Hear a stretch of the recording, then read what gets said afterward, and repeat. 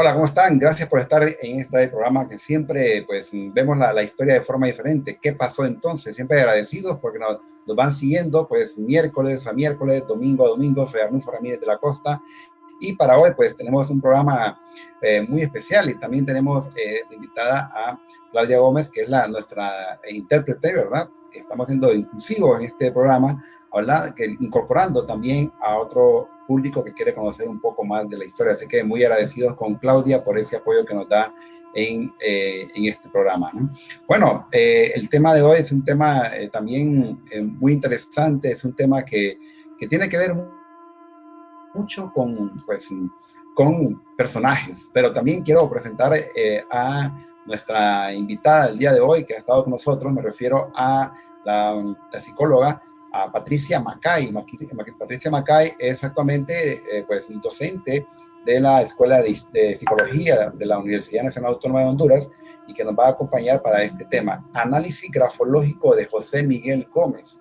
Y aquí pues todo el mundo se preguntará, ¿y quién es este José Miguel Gómez? ¿Y qué quiere decir cuando hablamos de un análisis grafológico? Pues en este programa que nos va a hablar acerca de este análisis va a ser la licenciada Patricia Macay. ¿Qué tal, maestra? ¿Cómo está? Bienvenida. Un placer, Arnulfo, como siempre, compartir con usted. Será un programa interesante. Vamos a hablar de métodos de análisis grafológicos, vamos a hablar de la diferencia entre lo que es la firma y la rúbrica y sobre todo, pues un honor haber analizado en 3 etapas evolutivas diferentes, ¿verdad? De la vida del pintor Gómez, considerado uno de los máximos pintores del arte religioso, ¿verdad? De todos los tiempos. Así es, bien, por eso es interesante, porque aquí estamos uniendo dos ciencias, ¿no? Lo que es la ciencia histórica y la ciencia de la psicología, y esto pues es importante porque al final los trabajos se hacen en forma multi o lo que es interdisciplinaria para poder entender mejor todo un contexto, ¿no? Entonces, bueno, vamos a iniciar con este programa que hoy va a estar muy interesante porque venimos un poco lo que es la historia y la psicología. José Miguel Gómez, pintor criollo del arte mestizo del siglo XVI y siglo XVII, ¿no? Y también un análisis grafológico del mismo. Bueno, cuando hablamos de este pintor, pues nos estamos refiriendo a un pintor que estuvo en boga, sobre todo en la época colonial, en la época de la colonia, y donde aquí en lo que es Tegucigalpa, ¿no? Y es un personaje interesante porque hace muchas obras que tienen que ver mucho con lo que es la iglesia como tal. Pero cuando hablamos de análisis grafológico, maestra Macay, ¿a qué nos estamos refiriendo? Bueno, el análisis grafológico viene de analizar grafos, analizar curvaturas, escritor, iconos, letras, expresiones. Pero en este caso, para los personajes históricos, hacemos una diferencia entre lo que es el análisis grafológico de los textos a lo que es el análisis grafológico de firmas y de rúbricas, ¿verdad? ¿Por qué se le llama análisis de rúbrica, sobre todo a las firmas antes del siglo XX? Ok, porque viene una costumbre que inicia con los reyes, se supone que con el rey 14 de España, ¿verdad? En el cual ya se pone yo el rey, firma, ¿verdad? Y lo hacían en una especie de letra roja. Anteriormente se utilizaban sellos, ¿verdad? Que eran los representativos de la autoridad real y de las autoridades en época de la colonia aquí en América. Pero entonces, dada esta herencia roja de que estos sellos eran en rojo, ¿verdad? Una especie de hule de cera roja, y luego la tinta roja sustituye estos sellos, y al final se ponían en rojo las alegorías, todos estos adornos alrededor y principalmente en la parte derecha hacia abajo o al final de las firmas. Entonces se llaman rúbricas por esto, ¿verdad? Tienen alegorías, adornos que generalmente iban en un tono de tinta distinto, ¿verdad? Y que daban una prestancia de autoridad a estas firmas. Rubrum significa en el latín rojo, ¿verdad? Por eso se quedó con esta palabra rúbrica. Y ya para el siglo XIV se hablaba de script firmati reconobit, o sea, escrito, firmado y reconocido. Y así entonces estas firmas tenían un valor legal, un valor de alta representación de autoridad. Y nos quedamos entonces con rúbricas antes del siglo XX, porque todavía encontramos en el siglo XIX estas firmas ricas de adornos, ¿verdad? Con tintas diferentes a las utilizadas en el texto. Esto es la diferencia entre firma rúbrica y el análisis grafológico de un texto. En esta oportunidad, para los personajes históricos, utilizo dos métodos, ¿verdad? El primero, el método Sandro, que es específicamente para analizar las rúbricas. Y luego el método de la psicología proyectiva, que se toma a la firma, ¿verdad?, como una prueba proyectiva, en la cual hacemos un análisis estructural, un análisis de contenido, para abstraer las dinámicas del personaje que realizaba la firma en ese preciso momento histórico. Cómo estaban sus condiciones de vida, sus características de personalidad, sus máximos contenidos. Perfecto, qué interesante, ¿no? Eso es lo que hace interesante el programa del día de hoy, que vamos a ver esa visión histórica y psicológica. Vamos a iniciar entonces esta recorrido para ver las diferentes obras de este personaje, José Miguel Gómez. José Miguel Gómez, pues, nace en el año de 1712 en lo que es actualmente, bueno, Tegucigalpa. Se dice que, bueno, incluso murió en el año de 1806, murió de 94 años, era longevo. Recordemos que en aquella época pues, era muy raro que la gente durara tanto tiempo, pero realmente es un personaje interesante porque es el que se empieza a iniciar y más que todo apoyado por los pudientes de la época en lo que es Tegucigalpa, ¿no? La familia Midense, la familia Zelaya, una serie de familias importantes que son como los que apoyan a estos artistas, sobre todo criollos, mestizos.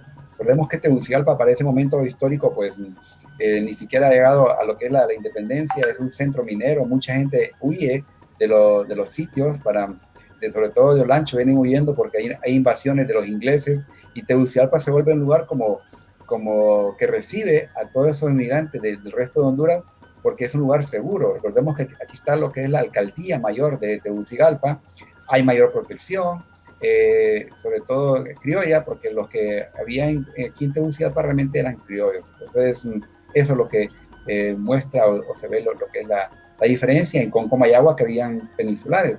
Entonces, José Miguel Gómez, dentro de su biografía, pues no se tiene claro, parece que su madre, porque en esa época había mucho, incluso había esclavitud, ¿verdad?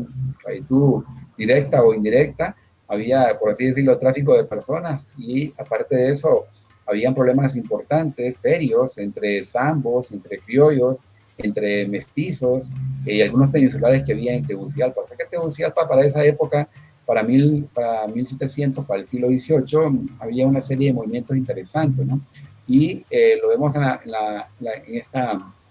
esta imagen, donde aparece pues la Tegucigalpa de ese momento, en la cual William Wells es el que hace esos recorridos también. Davidson son los diferentes geógrafos que pasan por la Tegucigalpa de antaño, y ahí podemos ver, podemos observar pues lo que se refiere a cómo era Tegucigalpa. Y esa catedral, que es como la joya arquitectónica de Tegucigalpa, gran parte de la vida de José Miguel Gómez, pues se mueve en la misma, ¿no? Porque él hace una serie de trabajos, sobre todo uno de los que varios sacerdotes lo apoyaron a él, lo motivaron para aprender a leer y escribir, que no sabía, para infundirle lo que es el arte, fomentarle el arte, sobre todo uno de los padres que llevó a cabo gran parte del proyecto de la catedral, me refiero a José Simeón Zelaya, que pues casi toda su fortuna, todas sus propiedades, lo que tenía ganado y todo, lo dedicó para terminar la construcción de la catedral, que no la había terminado, murió antes, y que era uno de los mecenas, uno de los que apoyaba en gran medida a José Miguel Gómez. Recordemos que José Miguel Gómez realmente, él es motivado a desarrollar el arte porque él vivió un tiempo de su vida en Comayagua. Entonces en Comayagua era donde, pues, recordemos que estaba la gobernación de Comayagua, era donde había mucho desarrollo del arte, sobre todo en las catedrales, en las iglesias, en las casas de los peninsulares de aquella época, ¿no? Entonces, cabe destacar que sí era una sociedad con mucho movimiento, a pesar de la época, ¿no? Para 1700, y que José Miguel Gómez se desarrolla en ese ambiente, ¿no? Miremos la siguiente imagen, ¿verdad? Que vemos a una de las grandes obras de José Miguel Gómez, me refiero al San José de Calasanz. Es interesante porque José Miguel Gómez usualmente, o en su mayoría de sus obras, él pinta a San José, es como las obras máximas, ¿no? Está San José de Calasanz, que podemos ver ahí el tipo de la corona que se observa en San José, que tiene una especie de polvo de oro, es polvo de oro, ¿no? Con Jesús. Entonces, usualmente se dice que Miguel Gómez lo que trataba un poco como de recordar esa figura paterna que nunca la tuvo, solo tuvo la materna de la famosa Margarita, que era una esclava que prácticamente fue quien lo crió a él, porque él fue adoptado, ¿no? Y no se sabe tampoco quién fue la verdadera madre. Aquí vemos un detalle de la corona de San José con una mirada, vamos a decirle así, un tanto dramática, melancólica, pero que trata siempre de representar a San José como una figura de apoyo, ¿no? Una figura paterna que le enseña a él, o por lo menos en términos figurativos, pues le sirve como un ejemplo a José Miguel Gómez, ¿no? Bien, entonces vemos en la siguiente imagen donde realmente este pintor hace una obra que se llama La Santa Faz. Esta Santa Faz, allá para 1747, cuando se encontró la imagen de la Virgen de Suyapa, pues a él le tocó hacer el cofre, porque también era carpintero, ¿eh? Hacer el cofre de donde se iba a guardar la Virgen de Suyapa.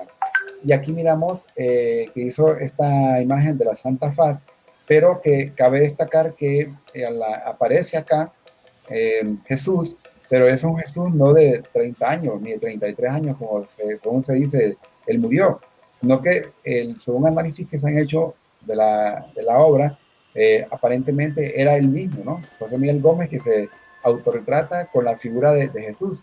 Vemos en la imagen de un personaje que tiene aproximadamente ahí unos 50, casi 60 años para ese entonces, el maestro Amacay, y que trata un poco de alguna forma de reflejarse a sí mismo. Es interesante, sobre todo porque los dibujos tienen distintos indicadores de análisis, y este dibujo muestra de alguna manera un rostro, pero un rostro asimétrico.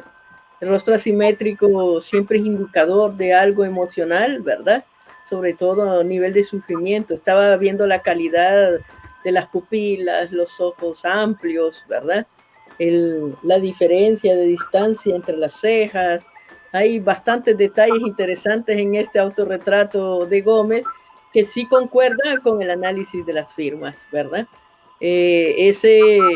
Esta dualidad de que él viajaba entre momentos optimistas llenos de euforia y luego momentos pesimistas de franca melancolía y tristeza, ¿verdad? Andaba entre los dos polos, por lo menos en las primeras dos firmas que analicé.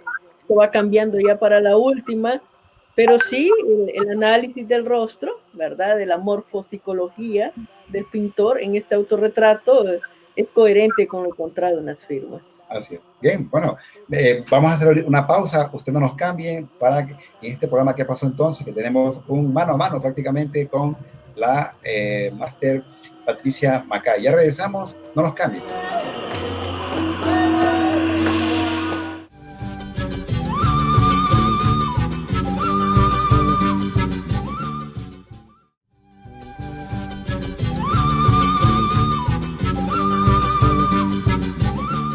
gracias por seguir con nosotros aquí en tu programa ¿Qué pasó entonces? Siempre queremos recordarte que pues nos escribas a nuestro correo ¿qué pasó entonces? @telebásica.com, y también pues puedes buscarnos en nuestras redes sociales como STV Telebásica. Siempre estamos ahí para atenderte. Hoy estamos hablando acerca de un análisis grafológico de José Miguel Gómez, un personaje interesante de la época colonial, de esos artistas destacados que dejaron vamos a decirlo así, un bagaje, un legado artístico importante en Honduras, ¿no?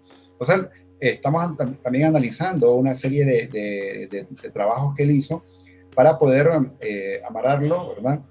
Unirlo a este análisis grafológico. Tenemos acá la Virgen de las Mercedes, ¿no? Él hace pocas cuadros de vírgenes, más que todo de San José, pero aquí miramos la Virgen de las Mercedes, que se puede notar los rasgos físicos de esta Virgen que tienen que ver con ¿qué? Tienen que ver con personajes pues del lugar, de la zona. Recordemos que en Tegucigalpa hay zambos, hay criollos, hay mestizos, hay población indígena, hay una mezcla de población. Lo hubo desde el siglo XVIII, XVI, y lo sigue habiendo hoy día, ¿no? Siempre ha sido una ciudad un tanto cosmopolita, ¿no? Entonces, podemos ver que en los elementos decorativos de la Virgen, ¿verdad? El color de la piel también de la Virgen se puede observar un color, pues, como el de la población indígena de la zona, ¿no? Y siempre, de las obras, es interesante en las obras de José Miguel Gómez, porque él trata refleja su fe no en forma dramática ni en forma sangrienta como lo hacen como la escuela tenebrosa de España, sino que él le pone también un elemento racional a su fe. Es decir, no vemos cuadros pues con temas muy dramáticos, vemos cuadros básicamente tipo religioso, pero muy reflexivo, ¿no? Miramos acá el caso de la Virgen del Rosario, por ejemplo, que se observa siempre el uso de ese amarillo que ustedes observan ahí, es el uso del pan de oro, que se dice y se utilizaba siempre en la colonia, ¿no? En la corona, y vemos ahí alrededor de la misma, ¿no? Y siempre sosteniendo a Jesús en sus brazos. Usualmente aparecen en estos cuadros de la época, tanto San José como la Virgen María sosteniendo a Jesús pequeño, ¿no? Ya rara vez aparece Jesús cuando se pierde en el templo, ¿no? Ya más grande. Entonces podemos ver que estos elementos decorativos que tiene la Virgen del Rosario se va a parecer mucho, hay ciertas semejanzas con las diferentes vírgenes que él, y también San José, que él va haciendo, porque él tuvo una de sus habilidades, una de sus competencias, como se diría hoy día, sería más que todo el trabajo en línea, ¿no? Casi no hizo retratos, solo hizo un solo retrato que voy a mostrarlo al final. Entonces podemos observar ahí a esta Virgen de Rosario con esos elementos siempre muy indígenas, con rasgos muy indígenas. Este San José, que fue hecho en el año de 1786, vemos que él trata de alguna forma de mostrar siempre esa figura paternal de San José, y que pues cabe destacar que en los elementos decorativos siempre seguimos observando, si vemos en detalle los rostros, ¿verdad? Siempre de personas de la época. Creo que esto fue una de las cosas, maestra Macay, fue una de las cosas que él nunca se desligó, ¿verdad? De su origen mestizo, ¿no? De su origen quizás sambo o criollo, que usualmente se observa. Sí, definitivamente. En el análisis de las firmas, la cuestión de la identidad relacionada con la figura paterna es un tema pendiente, ¿verdad? Y las figuras de amor femeninas tampoco son figuras tremendamente cariñosas, ¿verdad? Él realmente, este amor primigenio, este amor de protección, donde se manifiesta un gran afecto, un gran cuidado, pues no lo tuvo. En ninguna de las tres firmas que analicé pude encontrar una relación muy sana con las figuras significantes. Cuando veamos la primera firma, vamos a encontrar precisamente cómo se separa su nombre, ¿verdad? De los apellidos y cómo esta diferencia entre las letras capitales y las subsiguientes nos demuestran precisamente este conflicto que duró hasta el final de sus días. De hecho, la melancolía que él expresa en todas sus obras, no solamente en El Niño Jesús Mulato, sino que en todas sus obras es grande, ¿verdad? Los rostros no son alegres, no son rostros felices, son tremendamente formales, muy adornados, y de hecho él, a medida que avanzaba en la vida, iba adquiriendo ciertas características de persona culta, ¿verdad? Una persona muy adornada, y sobre todo siempre navegando entre lo que era la vida, la estética española y la vida y la estética del mestizo. Él siempre combinaba estos elementos en sus obras. No hay una tan sola de las que haya podido observar que no tenga estos elementos, como bien dice usted, profesor Arnulfo. Así es, y podemos ver en la siguiente imagen, por ejemplo, donde hay un detalle del pie, ¿no? Y obviamente uno observa a esta imagen de este pie y recuerda que no es, recuerda que no es un pie de alguien pues de la nobleza o alguien que se cuida, sino que de esa gran cantidad de obreros, de mineros que había en la época. Entonces, siempre en sus obras, él de una u otra forma está pues transmitiendo, reflejando a esos personajes de sus raíces, ¿no? Entonces, y usualmente nunca, o no hemos encontrado en sus cuadros que los personajes tengan algunos elementos muy criollos, sino que más que todo elementos pues mestizos, zambos o pardos, gente realmente del pueblo, o sea que él no pierde su raíz, ¿no? Profesor Arnulfo, me permite una acotación. Sí, claro, por ejemplo, lo que comentábamos anteriormente. Por ejemplo, no es un pie anglosajón, ¿verdad? Típicamente el blanco europeo. Y si usted ve, es un pie que tiene características de la artritis, ¿verdad? Otro punto importante. Así es. No es un pie que podría decirse altamente cuidado, ¿verdad? Sino que es el pie de una persona normal que esté en un proceso de artritis.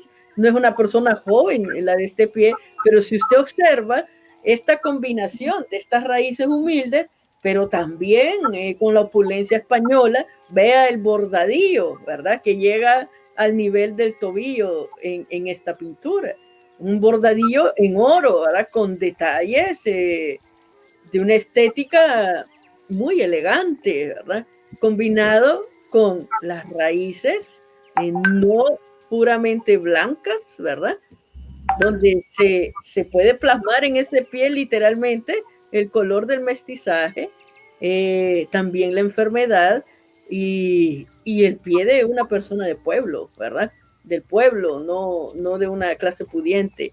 Él de alguna manera también muy calladamente, ¿verdad? Así como sigilosamente, siempre dejaba expresar de una manera de protesta, ¿verdad? Una manera de aquí estamos, no estamos invisibles, ¿verdad?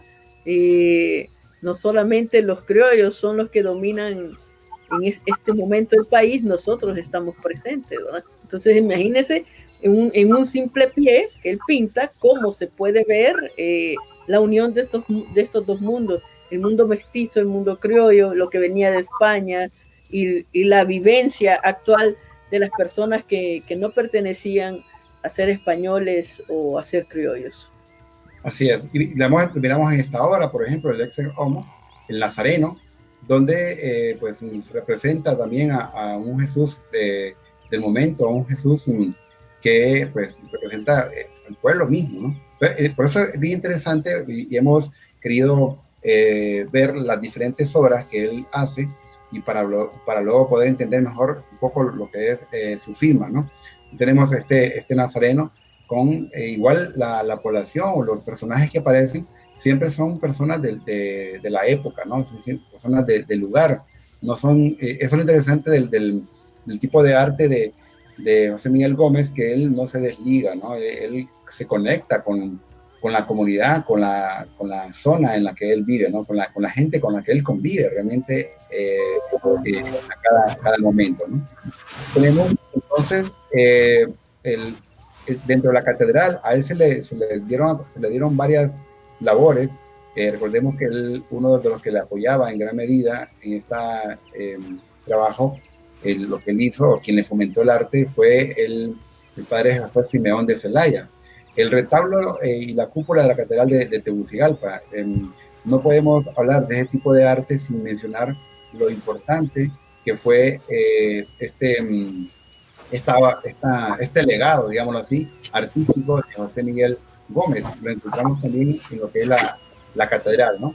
De Tegucigalpa. Hay una serie de obras importantes que a él se le encomendó, donde se estaba construyendo la catedral, a él se le encomendó trabajos sobre todo de yesería, trabajos que en las cúpulas aparecen unas, vamos a ver la siguiente imagen, en las pechinas, aparece gran parte del trabajo que él hizo, que incluso Miguel Gómez es un pintor interesante. Él prácticamente se dedicó a firmar sus obras. Eso era casi imposible en esa época, porque firmar una obra era para la iglesia, realmente la obra. Entonces él hace es como ese puente de los artistas de la época que logra hacer ese paso de empezar a firmar las obras, aunque se le encomendaron y eran para la iglesia. Antiguamente no era permitido porque se decía que era algo para Dios o para la iglesia y no era muy aceptado, incluso era visto de forma negativa. Entonces, en este caso, José Miguel Gómez sí lo hace, y lo hace sobre todo aquí en la catedral de Tegucigalpa. Hagamos en la siguiente imagen, me aparecen las pechinas o las que están en la parte superior. Aquí tenemos esta que está en la parte superior del retablo principal de la catedral de Tegucigalpa. Son las tres divinas personas, donde aparece Jesús, el Espíritu Santo y Dios. Y es interesante que en esta época a Dios se le refleja como una persona de avanzada edad, ¿no? Con barba blanca, bigote, pelo largo, y es un José Miguel Gómez que lleva a cabo este proyecto, ¿no? Bueno, de pintura, ¿no? Lo miramos acá, sus obras reflejadas siempre con los elementos que hemos venido comentando desde el principio, y llevar a cabo este proyecto, poner una de sus pinturas en la parte superior del retablo principal de la catedral de Tegucigalpa, pues fue un privilegio y un honor para él que se le diera ese lugar, porque recordemos que no era el único artista, habían otros artistas, pero él era como el artista, vamos a decirlo así, por lo menos en ese momento histórico, era el artista oficial de la Iglesia Católica. Recordemos que fue apoyado por diferentes sacerdotes, lo motivaron al arte, le fomentaron el arte, le enseñaron a leer y escribir, lo apoyaron, lo mandaron a Comayagua, realmente, y aparte de eso, la gente pudiente de la época en Tegucigalpa lo apoyó, o sea que en gran medida hubo, digamos así, hoy día sería como que le levantaron el perfil, pero más que todo por sus obras. Vamos a hacer ahorita una breve pausa y vamos a regresar para seguir hablando de este personaje importante, este pintor de la época de la colonia, José Miguel Gómez. Ustedes no nos cambien, ya regresamos, y recuerden siempre, pues, escribirnos a nuestro correo, ¿qué pasó entonces? @telebásica, al igual también en nuestras redes que estamos como STV Telebásica. Ya regresamos.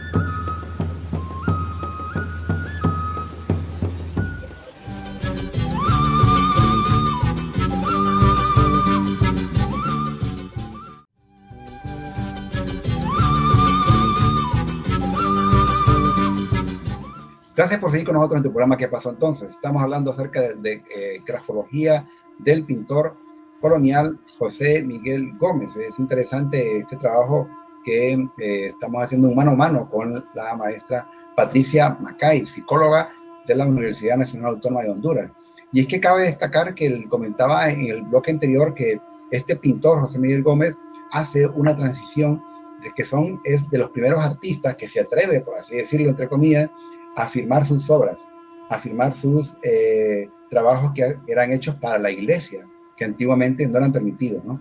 Entonces, podemos ver sobre todo en las pechinas de la cúpula de la catedral de Tegucigalpa, donde vemos 4 personajes que representan a los 4 evangelistas, ¿no? Con sus diferentes simbologías, el buey, el león, el toro, ¿verdad? Y la pluma, que son representados, pues, dentro de la iconografía cristiana, pues, a los evangelistas, ¿no? Entonces, aquí en estas pechinas de la catedral es donde José Miguel Gómez empieza a firmar sus obras, vamos a decirlo así, ¿no? O por lo menos en lugares totalmente públicos.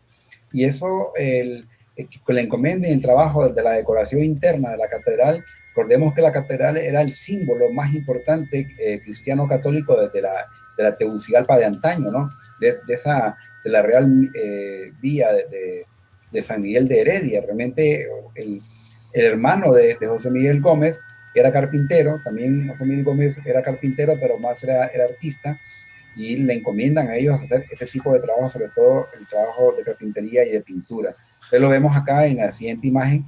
Vamos a ver algunos detalles de estas, de las pechinas de la catedral, y que podemos observar acá, por ejemplo, los detalles mismos de la pechina. Esta es la de San Juan, que San Juan, lo vemos acá, que incluso esto también la firma. Vemos en la siguiente imagen, en la parte inferior derecha, donde aparece la firma, ¿no? Entonces, estas pechinas representan en su momento a los evangelistas, ¿no?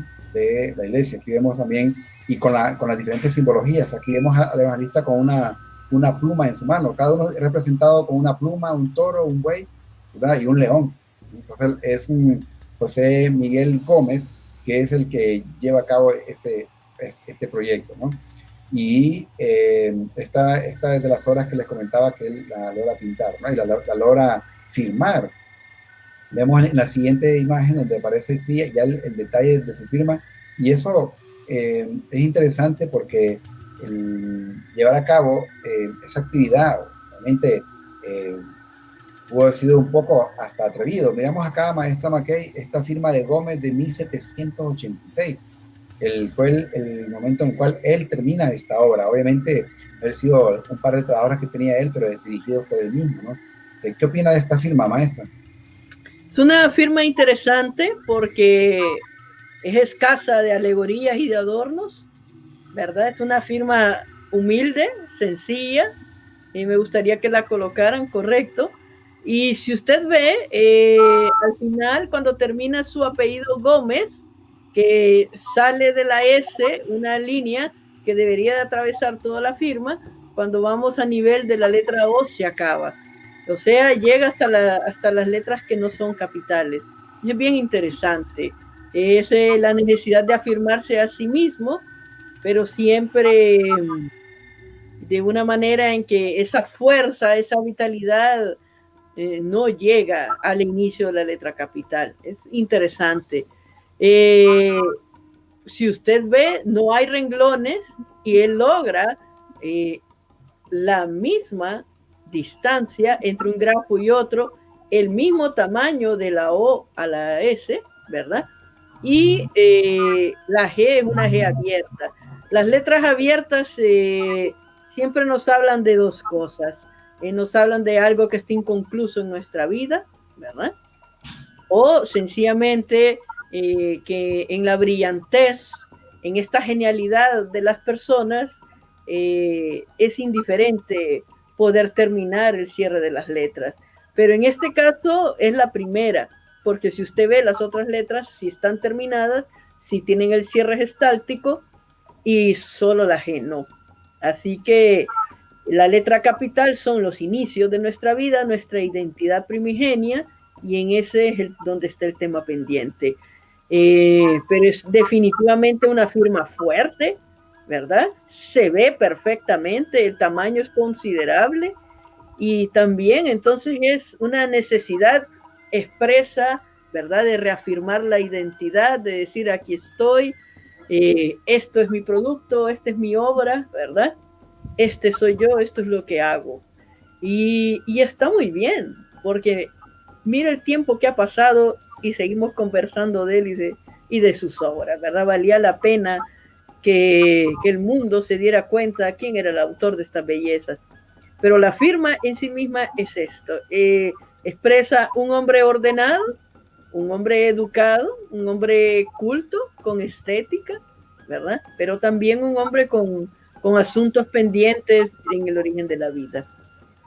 Así es. Bien, vamos a continuar viendo las diferentes obras porque esto es para que nos quede claro el contexto en el cual se desarrolla este personaje. Tenemos acá a San Cristóbal, otra de sus obras importantes. Siempre, en su mayoría, son obras religiosas. Recordemos que son obras religiosas en su mayoría que pues nos relatan un poco. Algunas eran encomendadas, otras que él tenía en forma particular. De hecho, cuando él se murió, lo que empezaron a rematar fue básicamente sus instrumentos de pintura, ¿no? Instrumentos de pintura, instrumentos de sus cosas particulares, sus libros. No tenía muchas obras como otros personajes que guardan sus obras en sus casas. Pero tenemos aquí a San Cristóbal, ¿no? Una de las devociones que se implementó bastante en la Tegucigalpa de antaño. Así también como el caso él hizo, el único autorretrato que hizo fue, vamos a ver en la siguiente imagen, así de un personaje, fue del padre José Simeón de Celaya. Este padre era el corazón, el espíritu, el alma de la construcción de la catedral de Tegucigalpa. De hecho, este cuadro se encuentra en una de las capillas laterales de la catedral de Tegucigalpa. E incluso él solo pidió que pusieran, está enterrado ahí, una pequeña placa donde dice su nombre, nada más, no quería nada extraordinario. Y él fue el que aportó en gran medida gran parte de su dinero, de su fortuna, para llevar a cabo este gran proyecto de la catedral. Y fue, como decía, prácticamente el padre de José Simeón de Celaya, el que lo apoyó en todo su trabajo artístico, ¿no? Y algo interesante, vemos la imagen del cura, porque aquí estaba prácticamente casi por morir, ¿no? Porque él el padre no vio la realización de la catedral, el maestro Amacay. Si puede analizar algunos elementos del personaje. Qué interesante historia. El padre José Simeón de Celaya viene a patrocinar una obra hermosa como esta y no verla. Así es. Si podemos ver la anterior, solo, que creo que del padre José Simeón de Celaya, que incluso usted me comentaba, maestra Macay, ve algunos rostros, en su rostro se ve algún tipo de enfermedad. Claro que sí, mire la palidez de la piel, ¿verdad? El decaimiento, la postura hacia adelante. Sí, definitivamente es una pintura realizada cuando alguien ya está pues en sus últimos días, donde su salud definitivamente se ve comprometida, ¿verdad? Viendo hacia abajo, no hay optimismo, no hay alegría, es una faz triste, pálida, ¿verdad? Donde sí se refleja alguna enfermedad. Y bueno, no conozco mucho la historia del padre José Simeón de Celaya, pero viendo esta pintura, ¿verdad? Tiene el rostro típico de las personas que tienen algún tipo de neoplasia o de leucemia, ¿verdad? Que comprometen la nutrición de oxígeno, ¿verdad? Y que hace que la hemoglobina se reduzca y el rostro se ve muy pálido. Bueno, además de ser psicóloga, en mis años tempranos estudié medicina y se me mezclan todas las disciplinas cuando analizo no solamente la morfopsicología, sino que también el aspecto biológico y psicofisiológico. Un dato interesante también es que, por ejemplo, la palidez no es una palidez azulada. La palidez azulada era típica de las personas que tenían la contaminación por plomo en esta época, que estaban relacionados con materiales de construcción, de pintura, pero en este caso la palidez de él va más para aspectos vasculares, aspectos sanguíneos, ¿verdad? Sí tiene una faz triste, pálida, nada alegre, ¿verdad? Creo que él quiso hacerle este homenaje a él. Sí. Definitivamente si fue su mentor, ¿verdad? Imagínese irlo viendo que probablemente iba a partir de este mundo, no fue algo fácil para el pintor Gómez, sobre todo porque él nace y se desarrolla en medio de la pérdida, pérdida de un padre que no conoce, pérdida de una madre, pérdidas de figuras significativas. Y entonces encontrar una figura paterna bondadosa, generosa, y él que era pintor, qué cosa mejor que hacerle un cuadro, ¿verdad? Su mentor. Así es, definitivamente. De hecho, fue el único que hizo en forma casi expresa, ¿no? Bien, vemos acá la familia de Dios. Aquí también es interesante en este cuadro donde aparecen los elementos de personajes, ¿no? Que siempre aparecen descalzos, ¿no? Como les comentaba, ¿no? Cada uno de estos cuadros que él va haciendo, José Miguel Gómez, independientemente si es Jesús, si es María, si es José, San José, realmente él siempre lo representa como parte del pueblo, ¿no? Y siempre salen descalzos, ¿no? Y eso lo va mostrando en cada uno de sus cuadros que hace, pues en todo Honduras, porque no solo hacen Tegucigalpa, también hacen Comayagua, allá por La Maní, por todos esos lugares que él logra estar, ¿no? Incluso siempre se ve como ese elemento natural, porque gran parte de su vida lo pasó en una hacienda, él muy conectado al entorno natural. Posiblemente cuando él vino a Tegucigalpa sufrió un poco porque quería siempre mantenerse con ese ambiente de árboles, de ríos, de caminos, de montañas, de cerros. Y aquí lo había en Tegucigalpa, pero no como lo había quizás en Comayagua o en las zonas donde él se movió cuando era joven. Entonces vemos este cuadro de la familia de Dios. Y luego tenemos también en la imagen del Nazareno. El Nazareno es, en la siguiente vemos que siempre, como les decía, este es de San José, pero familiar, ¿no? Que le hemos comentado. Aquí aparece San José siempre como en una actitud totalmente paternal con el niño, con Jesús, ¿verdad? Que ya miramos a un Jesús un tanto ya más grande. Entonces, siempre él trata de darle ese honor, esa magnificencia, digámoslo así, esa entronación a lo que es San José como la figura paterna, ¿no? Bien, pues vamos en la siguiente imagen para que vemos al corazón de María, la Asunción de María. Es raro encontrar cuadros del corazón de María. Este cuadro lo encontramos actualmente en la iglesia de Sabana Grande, ¿no? Usando siempre el polvo de oro, ¿no? Que era muy utilizado en este tipo de cuadros para resaltar lo que es la corona, resaltar la vestimenta. Entonces, como les he comentado al principio, son pocas las obras que él hace en relación a mujeres, pero muchas de estas obras, que son obviamente encomendadas, trata de siempre darle ese toque mestizo, ese toque indígena en cada una de las mismas. Y eso, pues, es de esas devociones que los españoles traen o promueven en América, en la Honduras de ese entonces. Y en Sabana Grande, recordemos que Sabana Grande era un centro minero, ¿no? Casi todos los centros mineros encontramos siempre a la devoción de la Virgen de la Concepción, la Virgen María, y también la devoción ya sea de San Francisco de Asís o San Antonio, y también la devoción de San José.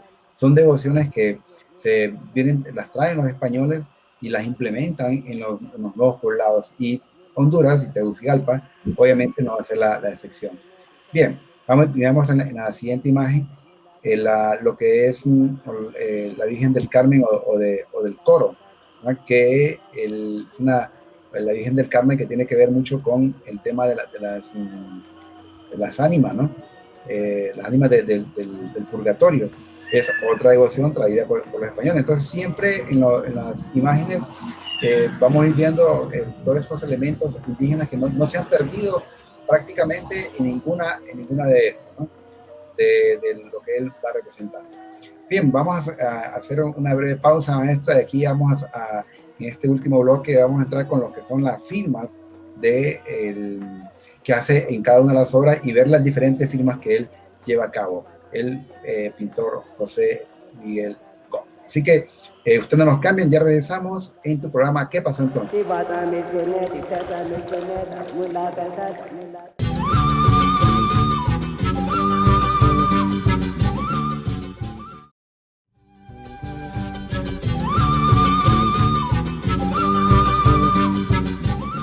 Gracias por seguir con nosotros en tu programa ¿Qué pasó entonces? Siempre contentos porque siempre nos estás escribiendo nuestro correo ¿qué pasó entonces? @telebásica.com, al igual también en nuestras redes que estamos como STV Telebásica. Pues, este pintor José Miguel Gómez, del cual hemos estado hablando, un pintor importante, un pintor que trasciende, marca una línea, una escuela, digámoslo así, artística en la Tegucigalpa de antaño. Ese pintor que hace obras tanto religiosas como obras, pues vamos a decirlo así, civiles, domésticas, y el único autorretrato que hace es el del padre José Simeón de Celaya, que es el padre prácticamente que él lo considera como su tutor desde pues, el inicio de sus obras, y lo apoyó en todos los aspectos. Cabe destacar que hay una obra que él, la última obra que él hizo es la Divina Pastora. Esta la hizo en el año de 1805, la Divina Pastora. Esta incluso hasta ahora la tenía él en su casa, se dice, y es un personaje interesante porque termina con una obra de una mujer. Pensábamos que era algo de San José, pero no, que lo hace con una mujer. Entonces, es la última obra que él hace, y de ahí en adelante, maestro Macay, pues recordemos que él muere en el año de 1806, muere de 94 años. Podemos observar así. Es bastante longevo, maestra, a pesar de la situación que había en la Tegucigalpa de antaño. Sí, fíjese que la esperanza de vida de esos años no era alta. En realidad es sorprendente. Usted a los 46 años veía prácticamente una persona llena de canas, arrugas, sin dientes, ya en los últimos días de su vida. Para esos entonces, de los años 1700, 800, ¿verdad? La esperanza de vida comienza a aumentar significativamente a finales del siglo XIX y todo lo que es el siglo XX. Pero en siglos anteriores, los seres humanos, a menos que fuesen los personajes bíblicos, duraban poco. Y medio siglo era vivir bastante, ¿verdad? Entonces, que en estos tiempos se reporte una persona con esta edad es sorprendente. Realmente un dato, y sobre todo el tipo de vida que por lo menos las firmas nos reflejan que llevó este pintor. Un estilo de vida duro, ¿verdad? Entre la rudeza y el arte, lleno de retos, de sacrificios, ¿verdad? Y no tenía las mejores condiciones de vida en un inicio. Incluso todavía 1773, según la firma que analicé, era una firma también llena de miedos, que en el contexto donde él vivía podía correr peligros, ¿verdad? Y con un estilo de convivencia que no era la más sana, ni la más cómoda. Entonces, una persona bien cuidada, ¿verdad? Con una excelente nutrición, una persona con amor, ¿verdad? Con un contexto cómodo, limpio, higiénico, con un horario para comer. Se esperaría que durara mucho tiempo, pero estos no fueron los primeros años. Incluso ya siendo artista, ya siendo un pintor reconocido, los primeros años de su vida artística también fueron años duros. Así es. Así es peligroso que dure tanto tiempo. Definitivamente, ¿no? Así, es un momento difícil en la Tegucigalpa de antaño, ¿no? Vemos la siguiente imagen, que una obra importante acerca que hizo él de San Francisco de Asís, recibiendo los estigmas, ¿no? Que podríamos decir que es de esas obras que él nunca le pone la parte muy dramática, como lo comentamos al principio, ¿no? Así es. Y bueno, ahora vamos a la firma. ¿Cuáles son estas firmas o las diferentes firmas y sus análisis, maestra. Esta fue la primera firma que analizamos. Es la firma del año de 1773. Y como usted puede ver, sus nombres y sus apellidos están separados completamente. Este espacio entre apellidos y nombres es grande, ¿verdad? La letra capital con la que inicia Gómez es muy diferente a las otras dos letras capitales, ¿verdad? De sus nombres y apellidos. Si usted puede ver, Gómez, que es el apellido, es el más pequeño de los tres segmentos de la firma. Esto refleja que obviamente el apellido con el que él se identifica, el que le da una identidad en la sociedad, es el que considera más chico de todos, ¿verdad? Cómo me gustaría que el público pudiera ver un indicador, pero lo vamos a intentar. Entonces, si usted se fija, Gómez, que es el apellido, que es la parte más importante de una firma en cualquier época, es el segmento más pequeño de la firma. En cambio, su nombre sí, es mucho más grande, está mucho más adornado, y esta letra capital tiene estos entrecruzados bastante redondos, trazos redondos, esbozados, ¿verdad? La letra capital tiene esbozos y trazos redondos que son pues los trazos de la búsqueda del amor.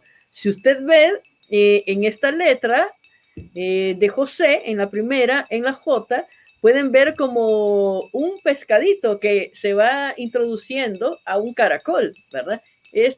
Por describirlo de esta manera. Entonces es como precisamente esta búsqueda hacia lo redondo, hasta el trazo redondo. El trazo redondo siempre significa el amor materno, el amor más puro, el amor bondadoso, el amor suave. Entonces esta búsqueda de ese amor bondadoso, de ese amor suave, ¿verdad?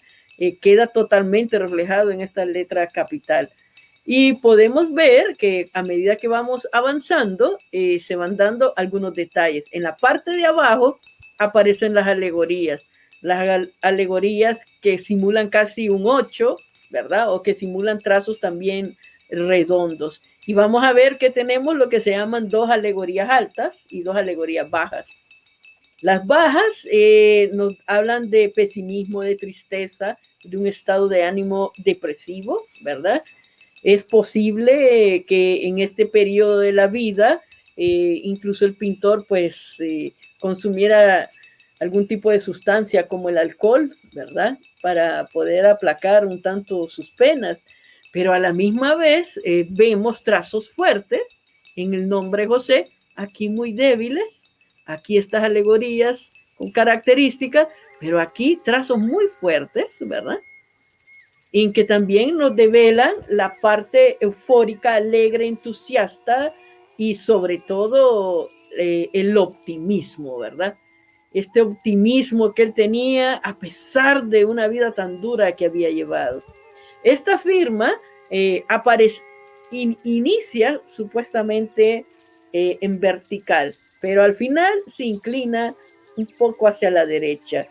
Estas firmas que se inclinan un poco hacia la derecha nos hablan de personas apasionadas, ¿verdad? Personas decididas y que incluso pueden ser a veces impulsivas, ¿verdad?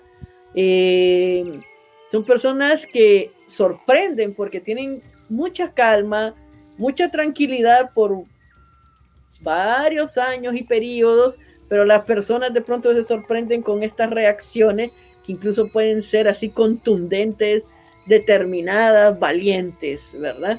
Ese era el Gómez de 1773. En la segunda firma que ya estamos en el año 78, ahí usted puede ver que esto es distinto. El orden de la firma es una firma limpia, ¿verdad? Es una firma clara y ya hablamos de una firma madura. Es increíble la diferencia en 5 años, ¿verdad? De la primera firma a la segunda. Esta es una firma que nos habla de autocontrol, incluso mejor control motor, visomotor, esta unión del ojo con la mano, mucho más fina y precisa que 5 años atrás.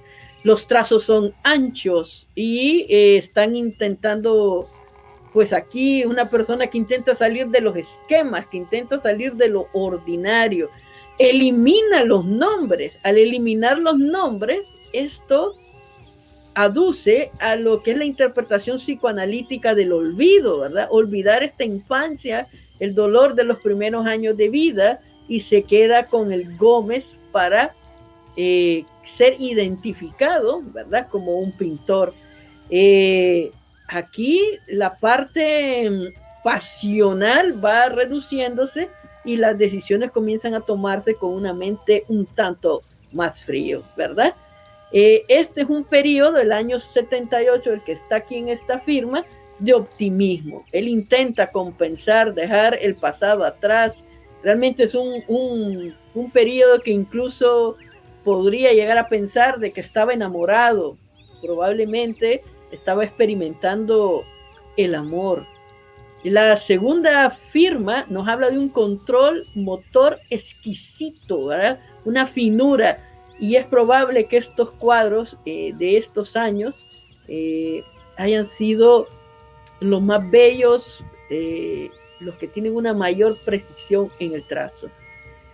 En la tercera firma ya vemos una firma que declina hacia abajo, se pierde el impulso hacia adelante, no conserva la línea recta al escribir y tenemos una declinación.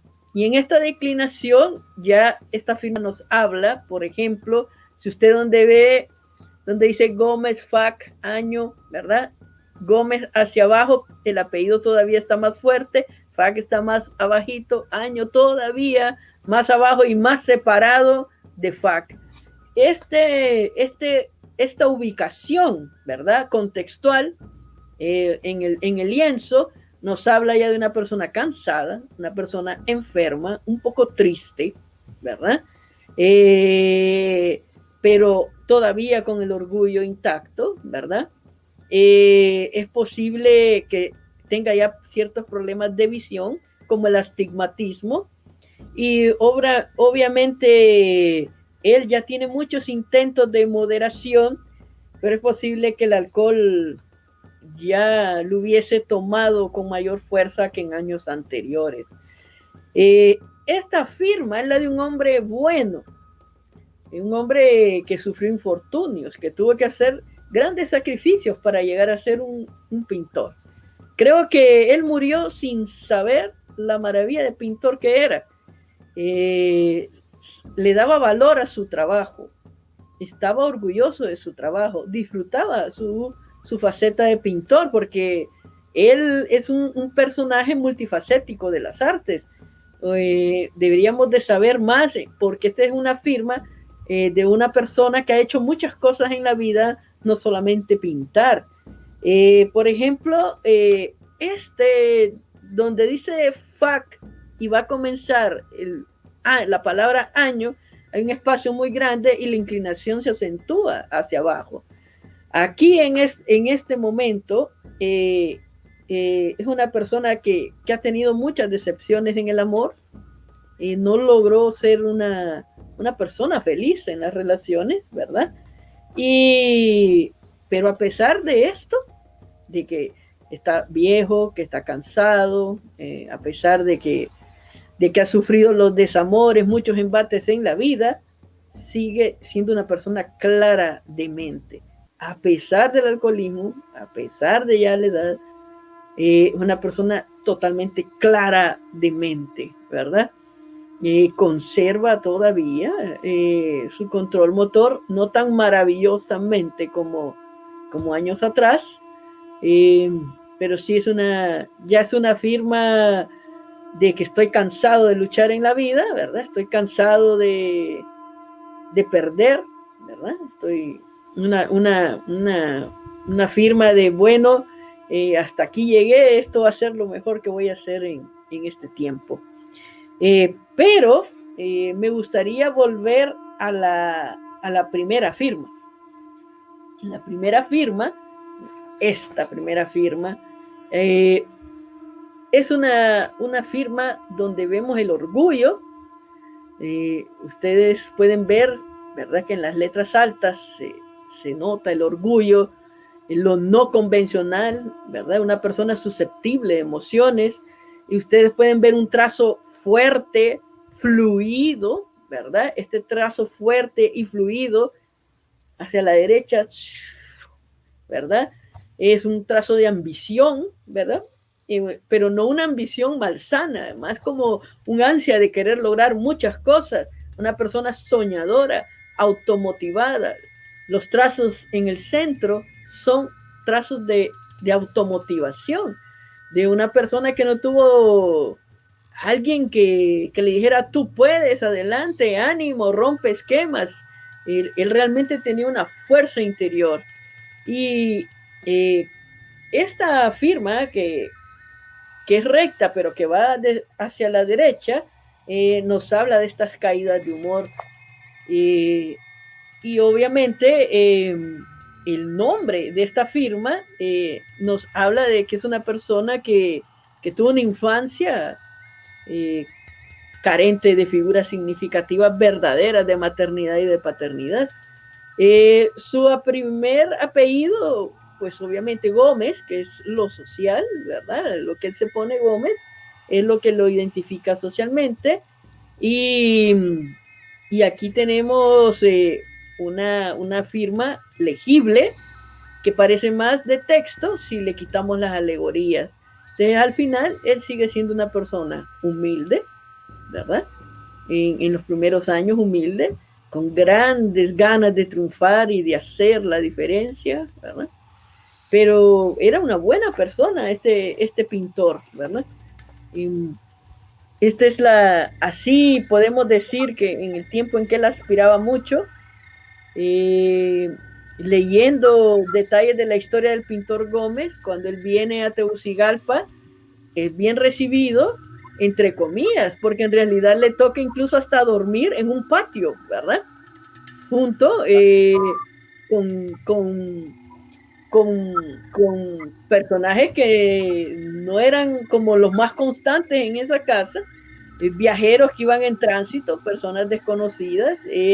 Incluso hay una anécdota que cuenta una historia en que precisamente durmiendo en uno de estos patios de la casa fue golpeado, ¿verdad?, por algunos hombres. Incluso se sospecha que quisieron abusar de él.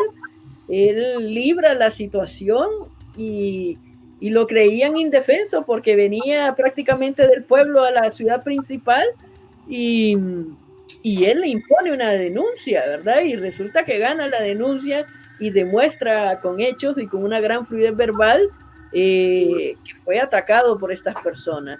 Definitivamente es un personaje interesante, sí, esa denuncia la puso en el año de 1772. Bueno, vamos a ir cerrando porque el interesante este personaje que se pueden hablar o decir muchas cosas, ¿verdad? Pero agradecemos realmente el apoyo que en principio tuvimos con Claudia Gómez, que nos ha estado apoyando en una forma de ser incluyente. Estamos incluyendo también a las personas que, pues, para los sordos mudos, que puedan tener esa oportunidad de ser parte también de este proyecto de qué pasó entonces. Al igual también agradeciendo a la maestra Patricia Mackey por sus aportes siempre interesantes, relajantes, y que, pues, como digo, siempre estamos aprendiendo cosas nuevas, ¿no? Y a ustedes, pues, ya saben, para sus sugerencias, comentarios, que nos escriban a nuestro correo, ¿qué pasó entonces? @telebasica.com, al igual también que para también pueden buscarnos hasta nuestras redes sociales, que estamos como STVE Telebásica. Muy agradecido, maestra Mackay, por sus aportes. Solo quiero decir una cosita final. Claro, claro. En los finales de los años 90, se eliminó el término sordomudo. Ahora solo hablamos de personas sordas o de la comunidad sorda, ¿verdad? Perfecto. Es el término correcto para referirnos a las personas que tienen una discapacidad auditiva total o parcial, personas sordas. Muchas gracias, muy amable por la aclaración. Y bueno, y a ustedes que nos siguen, pues miércoles a miércoles, a domingo nos ven en nuestras redes. Gracias. por estar siempre con nosotros, ser fiel a nosotros y en tu programa ¿Qué pasó entonces? Soy Arnulfo Ramírez de la Costa. Nos vemos en la siguiente. Hasta pronto.